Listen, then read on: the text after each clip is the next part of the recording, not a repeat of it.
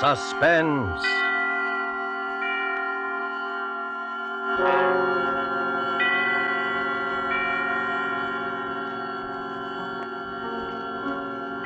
This is the Man in Black, here to introduce Columbia's program, Suspense. In Hollywood this evening, our two distinguished stars are the lovely actress Margot and the polished young actor from Holland, Mr. Philip Dorn. A story by John Dixon Carr dealing with strange, very strange happenings aboard an ocean liner and called Cabin B-13 is tonight's tale of suspense. If you have been with us before, you will know that suspense is compounded of mystery and suspicion and dangerous adventure. In this series are tales calculated to intrigue you, to stir your nerves, to offer you a precarious situation and then withhold the solution until the last possible moment. And so with Cabin B-13, and with the performances of Margot as Anne Brewster and Philip Dorn as Dr. Karl Heinrich, we again hope to keep you in suspense.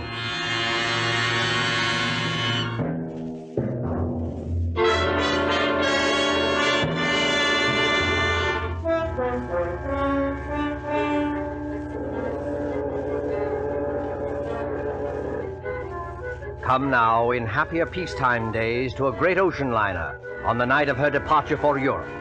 There she is at the West 22nd Street Pier, the 25,000-ton Moravania of the White Planet Line. Smoke from her three funnels coils up lazily in mild October air. You can see the decks, white and shiny like shoeboxes, and the string of lights along them, and the band standing by on A deck to play her out. You can hear the murmur of an excited crowd and the rattle of the steam winches as cargo is lowered into the hold. You can see the bustle of activity and the second officer standing at the head of the gangplank as two rather late passengers hurry through the customs shed towards that gangplank. It's all right, Ricky. We are not too late. No, and I thought we'd be in time. A honeymoon in Europe. 3 whole months with nothing to worry about. That's right, dear. And you've been my wife for, let's see, practically 5 hours now. I believe the correct phrase is, it was so sudden, Mr. Brewster. So sudden that we have to travel on our own passports instead of a husband and wife one. I hope they don't think you're not an honest woman. I'm going to act like a complete wanton just to devil you. Oh, what about our tickets, Ricky? Do we give them to that officer standing at the top of the gangplank? No, honey, you keep your ticket. The cabin steward will come around and collect it after we're underway. And the money, Ricky? It's a lot of money, Anne. $10,000 in cash. Maybe I better turn it in at the purser's office for safekeeping. Yes, maybe you had. Wait a minute, Ricky. What is it, then? Wait. Do you mind if we stand here for a second before we go up the gangplank? Oh, what's the matter? You're not ill, are you? No, but getting over brain fever isn't any joke. Oh, I know, dear. You see, Ricky, I ought to be eager and excited like all those people up there, but suddenly you get fancies. Queer, sick fancies. Suddenly, right now, all I can think of is the night and the wind and all the black water in the dark. And that's exactly the kind of morbid fancy I'm trying to cure you of. I know, Ricky. I'll be good, but I was just thinking of a story. What story? Oh, never mind. It doesn't matter. Which way do we go? Up the gangplank, through that door there, and then down on the elevator to B deck. And no more horrors, do you understand?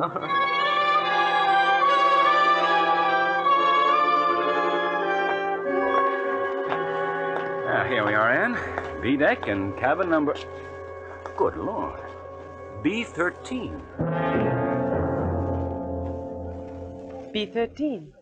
You're not superstitious, are you? Why, no, dear. Not about things like that. Open the door. Here we are.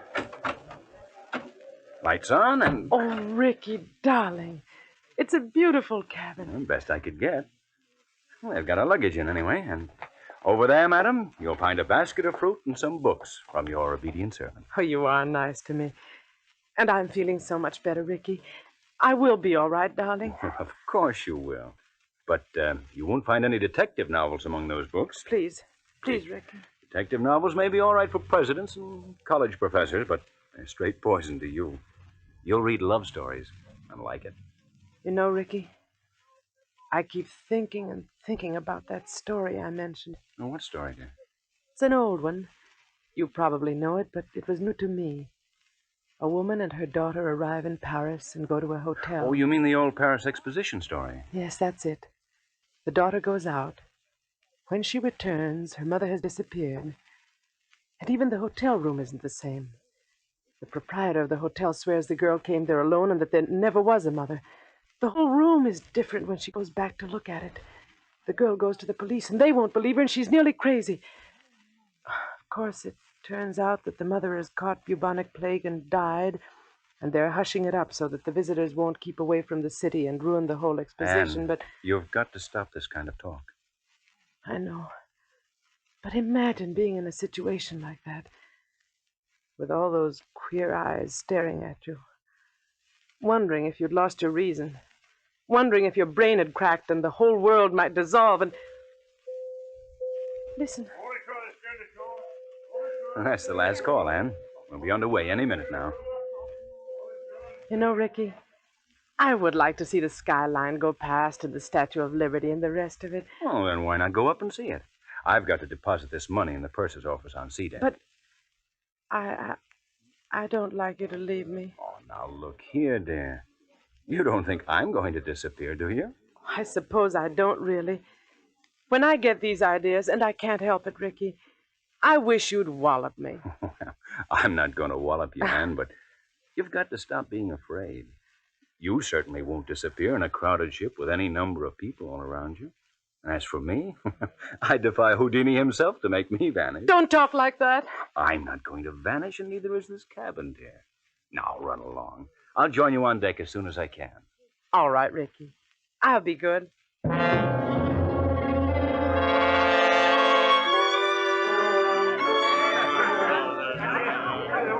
In with your gangplank. Gangplank, please, sir. Close the rails. Stand by. Eager people, excited people, happy people, all crowding up to the rail to wave goodbye. Nothing to worry about, nothing on their minds except... Except what? Oh, Except seasickness, madam? oh, Oh, I beg your pardon. I hadn't meant to startle you, believe me. please don't mention it. How silly of me. It was my fault. I haven't been very well. I noticed it, madam, if you'll forgive me. That was why I spoke to you. As you see by my uniform, I'm the ship's doctor. This is a British ship, isn't it? But you don't sound British. No, I'm an Austrian, madam. Dr. Paul Heinrich, at your service. I'm not very popular in my own country today. Days of colored shirts and vacant minds. I'm Mrs. Brewster, Doctor, Ann Brewster. When does the ship go? In about a second, Mrs. Brewster, you will hear the whistle, then the band will strike up, all langs in, and then... We're moving, aren't we? Yes? Don't you feel the vibration of the engine?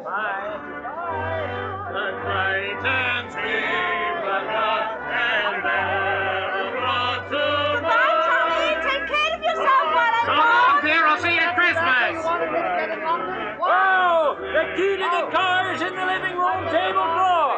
If you go out with any blocks, Tommy, I'll kill you when I get back. Goodbye, Living room, Susie. Yes, dear, of course I'll behave myself in Paris. Say, what time does the bar open aboard this time,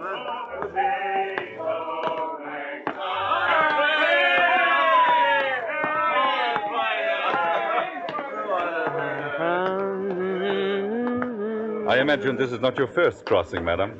Oh, I'm afraid it is, Dr. Heinrich. My husband's crossed many times, he tells me, but not on this ship. Well, then I hope you're a good sailor. Why, Dr. Heinrich? Well, because we'll run into some very dirty weather once we are out at sea. October is a very bad month for traveling. Well, if I do get seasick, Doctor, I'll rush straight to you, and I'll expect to be cured. Let me tell you a secret, madam. There are two common ailments for which medical science has no cure. One is ordinary seasickness, and the other is hangover. Tomorrow morning I shall be dealing with both. And enjoying it? Oh, no. Sympathizing with it. That's all I can do. How do you like the Mauravania? Oh, it's a magnificent ship from what I've seen of it. And you know they've given us a very nice cabin down on B deck, B-13. What's the matter? Why are you looking at me like that? I beg your pardon. Did you say B-13? Yes. Why not? You're quite sure of that, madam? Why, yes, of course I'm sure of it. I saw the number on the door. Why not? Well, because Go on, Dr. Heinrich. Because there's no such cabin aboard a ship. I'm not joking, Mrs. Brewster. You see, some people are superstitious. Many ships, like this one, omit number 13 on each deck. You must have been mistaken. What are you trying to tell me? Do you think I saw something that wasn't there? No, Mrs. Brewster, not at all. Then come along with me. I'll show you. I'll prove to you that there is a number 13. Will you come along? Yes, Mrs. Brewster? I think perhaps I had better escort you.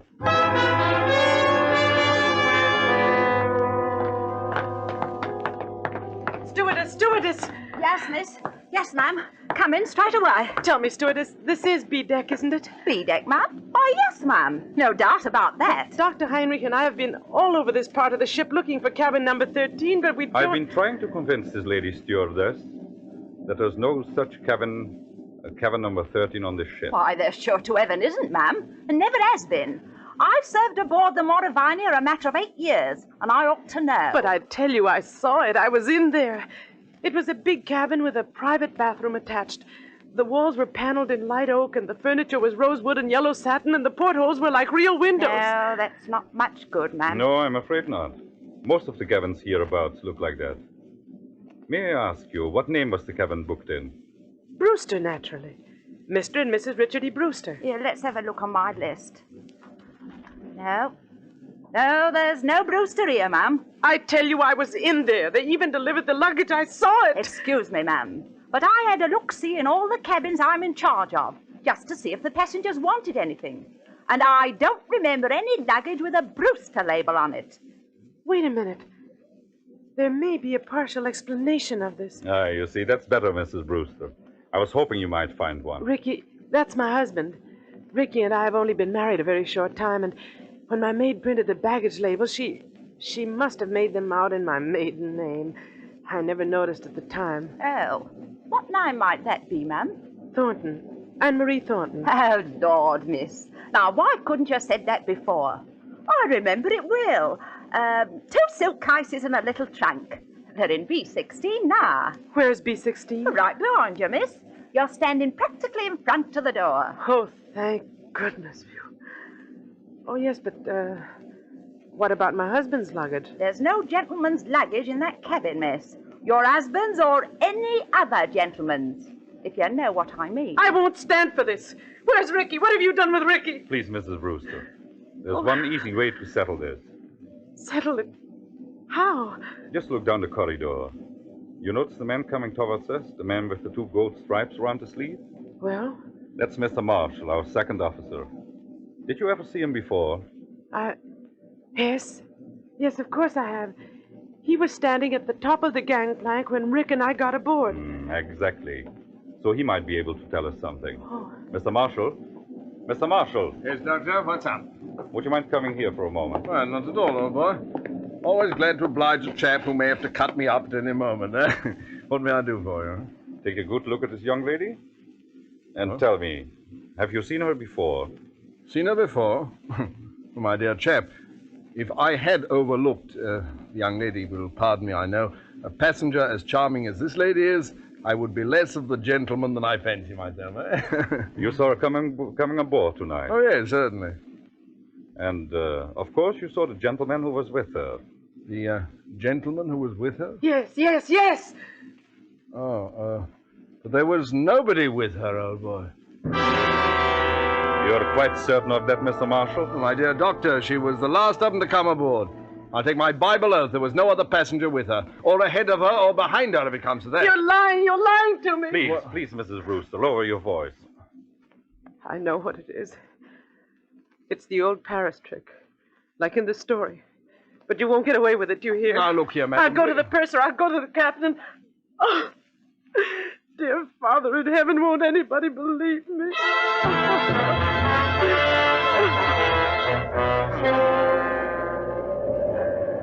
Later that night, in the captain's room just abaft the bridge, there is a conference of ship's officers. Outside, stung by spray clinging to the bulkhead rail in the dark, a frightened girl waits until the door of the cabin's room opens. Will you bring the young lady in, Dr. Heinrich, and close the door? Yes, sir. Here we are. This is Captain Wainwright. Now, just tell your story straightforwardly and please don't excite yourself. Well, maybe we can get some decision into this matter. Will you sit down here beside my desk, Miss Thornton? My name is Brewster, Captain. Mrs. Ann Brewster. Whatever you say, Mrs. Brewster. Thank you very much, Captain. I might tell you, ma'am, I've got a lot on my mind already. My first officer comes aboard with an attack of flu. I'm facing an equinoctial gale short-handed, and now this has to happen on top of it. I'm terribly sorry I can't help that, Captain. But I want to know what they've done with Ricky. Just one moment, please, while I get this straight. By this time, I understand you yourself have personally interviewed practically every single passenger aboard this ship. Is that true? Yes, it's true. But your alleged husband is not here. Is that true? Yes, that's true, In but the meantime, the purser has sent a squad of men to search this ship. They've searched every inch of it. You can take my word for that. There's nobody hidden. Your husband's not here. According to Mr. Marshall, who's standing over there... I see him. According to Mr. Marshall, he never was here. Oh, hang it all, Miss Thornton. You needn't glare at me like that. We couldn't see the chap. He wasn't there, now could we? Be quiet, Mr. Marshall. Yes, I'm sorry. No, I'm not unreasonable, Mrs. Brewster. I think you'll admit that. But what can I do? What can I say? Can you offer any proof, even, that this husband of yours ever existed? Proof? Yes, of course I can. Excuse me for interrupting, but would you mind, Captain, if we ask a question or two? No, Doctor, go ahead. I tell you, I'm going daft myself.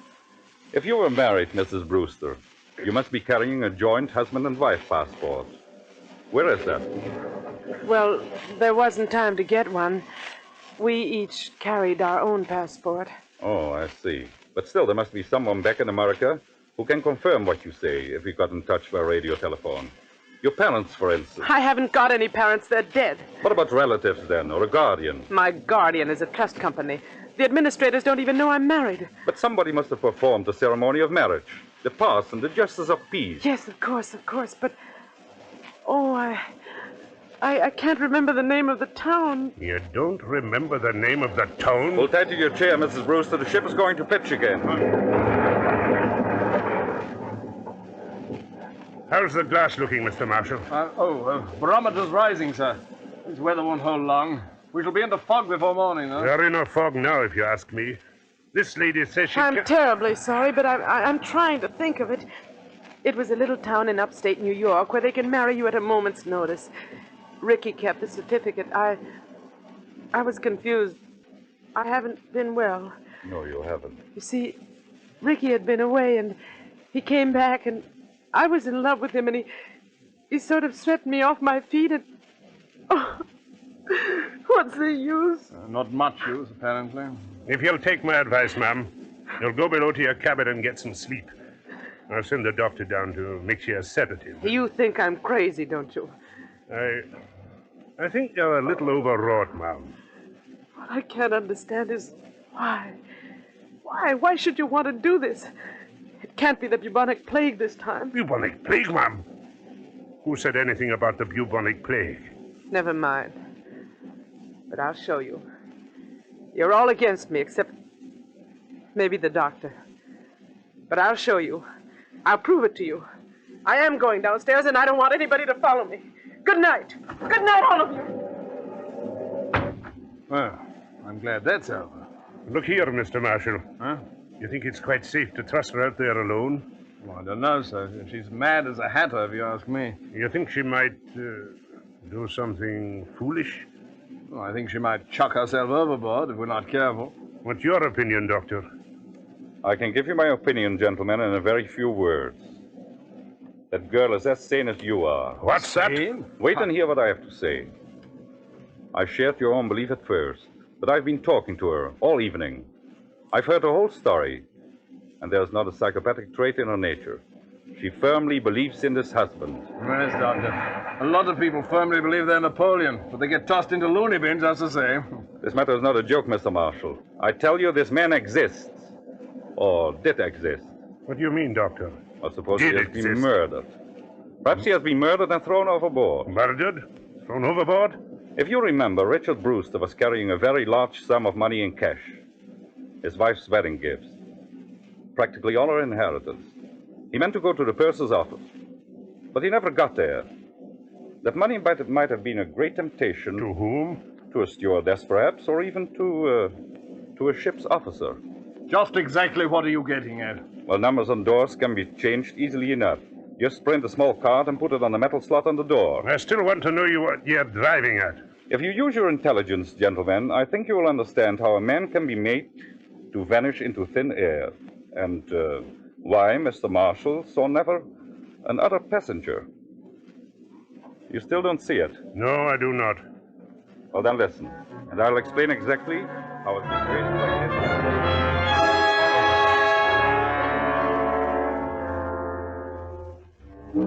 4 o'clock in the morning. 4 o'clock, the hour of suicides and bad dreams. The gale has subsided, the sea is calm. The SS Mauravania creeps blindly at barely 8 knots through a thick and strangling fog. The whole ship is dark and sealed up in sleep. There's no sound in all that mournful dimness, except when the foghorn cries out a warning overhead. Even cabin B-13 is dark. Anne Brewster, still fully dressed, lies restlessly across one of the berths, her head almost touching the intercabin telephone. What was... Oh, I thought I heard... Telephone. Yes? Hello? It's me, Anne. Take it easy now. Ricky! Ricky, where are you? Quiet. Keep your voice down. Where are you, Ricky? What happened to you? Are you hurt? No, I'm not hurt, but he nearly got me. Who nearly got you? Listen, dear. I can't explain over the phone, and I don't dare go down there. Can you meet me up on deck? Yes, of course. Where?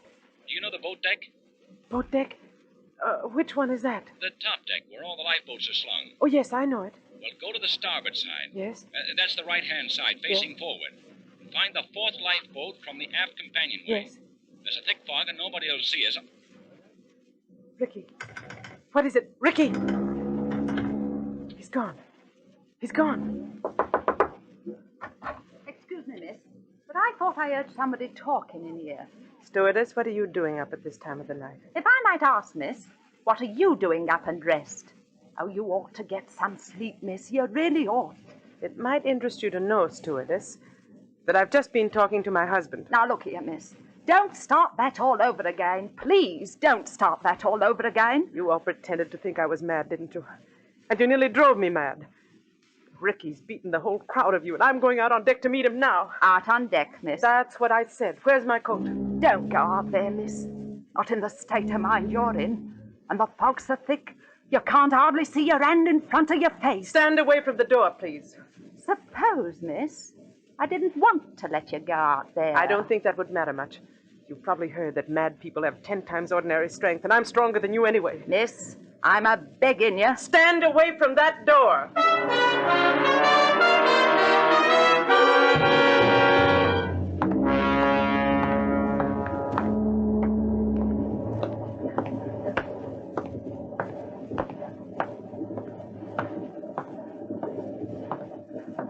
1, 2, 3rd. Anne, is that you? Yes. Ricky. Ricky, darling, where are you? Here, duck your head under the lifeboat. Here, take my hand. But isn't it horribly dangerous out there on the edge? There's no railing along the side of the ship. Don't worry, Anne. I won't let you fall. Look out!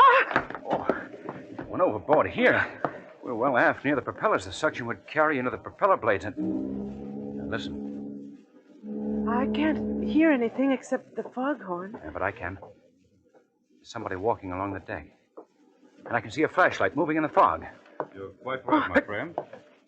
You can see a flashlight moving in the fog. Dr. Heinrich, what are you doing here? At the moment, young lady, I'm covering both of you with a revolver. Please don't move. So, you were in the conspiracy, Dr. Heinrich. May I ask you what conspiracy? The whole ship's conspiracy to say Richard Brewster didn't exist. My dear young lady, you can set your mind at rest. There never was any ship's conspiracy against you. The people you spoke to were perfectly honest. Including Mr. Marshall, I suppose. Yes, including Mr. Marshall. And what is this all Stand about? back there. I suppose he was telling the truth when he said nobody came up the gangplank before or after me. I beg your pardon. That was not what he said. He said no passenger came up the gangplank at this time. Well, what's the difference? A great crime is arranged for tonight, young lady. No less a crime than murder. Murder? Who's going to be murdered? You are. What? That, I repeat, is a scheme. But there is no conspiracy and only one criminal. Oh. And who is the criminal? The criminal is the man standing beside you. Your so-called husband. Ricky? Oh, you don't know what you're saying. I think I do. Marshall, of course, did see someone walk up the gangplank, loitering behind you. But he never dreamt of associating that person in any way with you. He saw a ship's officer returning from shore leave in civilian clothes. A ship's officer? Yes. That man you call your husband, his name isn't Richard Brewster. His real name is Blaney. And he's the first officer of the Mauravania. Are you trying to tell me the captain that can identify him. He's actually British, though he can fake an American accent very well. He has already got a wife in England, and he's planning to join her with the $10,000 he got from you. I don't believe it. I don't. Ricky, why don't you say something? Oh, he planned it very cleverly, I must admit. He never let you know he was ship's officer, did he? He's been away for some time, naturally, so he persuaded you to marry him in a hurry. Ricky, is this true? He has the money, you see. All he did was hang a dummy number on the cabin door, remove it later, put on his uniform, and walk away with his own luggage. But Captain Wainwright told us that the first officer had come aboard tonight with... With a bad attack of flu, yes. Our friend couldn't be seen in public until after he disposed of you. The best thing was to convince everybody you were insane, as he did. Then, when you went overboard tonight... They would all believe it was suicide. Exactly. But I began to suspect this Brewster because you quoted him as telling such an obvious lie. He said he had never traveled in the Mauravania, yet he could direct you all over the ship and even knew where the purser's office was. So I went to his cabin, found it empty, searched, and found your $10,000. Look out! Put it down, you fool! Put it down! Oh! He's overboard! You shot him! You shot him! Those shots, my dear, never touched him. Never touched him? No. The weight of the iron carried him over backwards when he lifted it. It was the weight he was going to use to sink your body. Ricky! The propellers! The ship's propellers! Yes, they suck you under. Oh, Doctor. Doctor, I can't stand this. It won't be easy, my dear. It won't be easy, I know, but believe me, this way is better.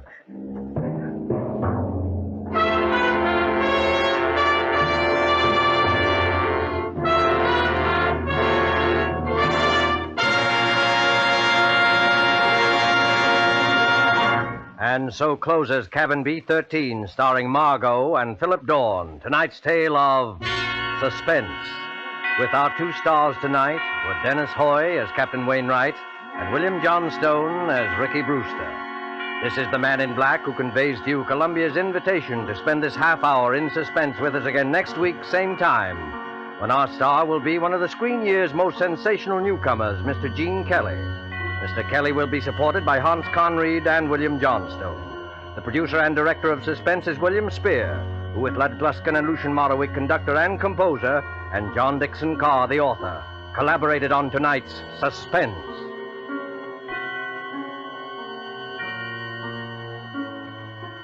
Suspense fans, please note that these programs will shortly move to different days of the week. Suspense will come to listeners in Eastern and Central time zones on Thursdays, beginning December the 2nd, and to Mountain and Pacific time zone listeners on Monday, beginning December the 6th. Remember, Thursday, beginning December the 2nd in Eastern and Central time zone, and Mondays, beginning December the 6th in the Pacific and Mountain time zones for Suspense. This is CBS, the Columbia Broadcasting System.